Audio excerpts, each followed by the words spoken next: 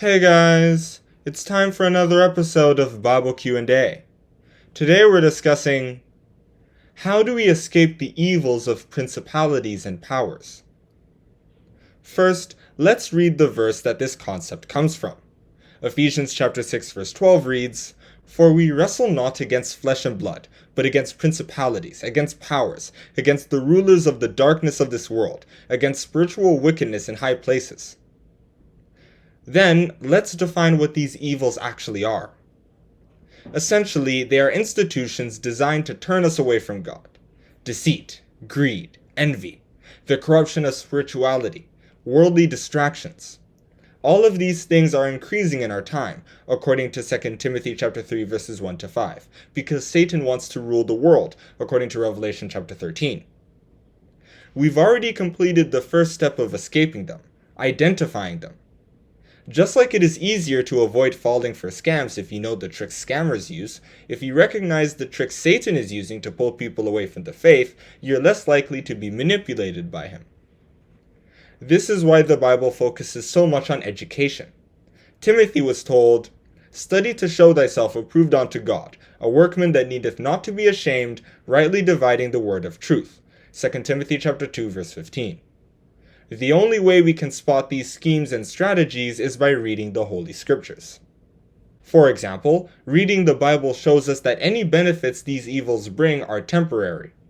Pharaoh grew rich because of the labor of the Israelites in Exodus chapter 1, but by Exodus chapter 12, his kingdom was ruined. David slept with Bathsheba out of lust in 2 Samuel chapter 11 verse 4, but in the end, his family was torn apart. In both cases, temporary pleasure and gain led to permanent sorrow.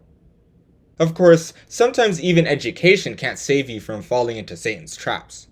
The Pharisees read the law more than anyone else in Israel, yet they didn't realize that by killing the Messiah, they were helping the devil, and not God.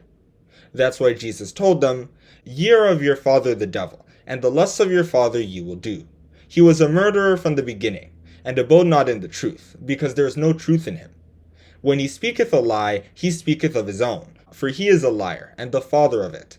And because I tell you the truth, ye believe me not." John chapter 8 verses 44 to 45. Satan clouded their judgment, and they interpreted their extensive knowledge the wrong way.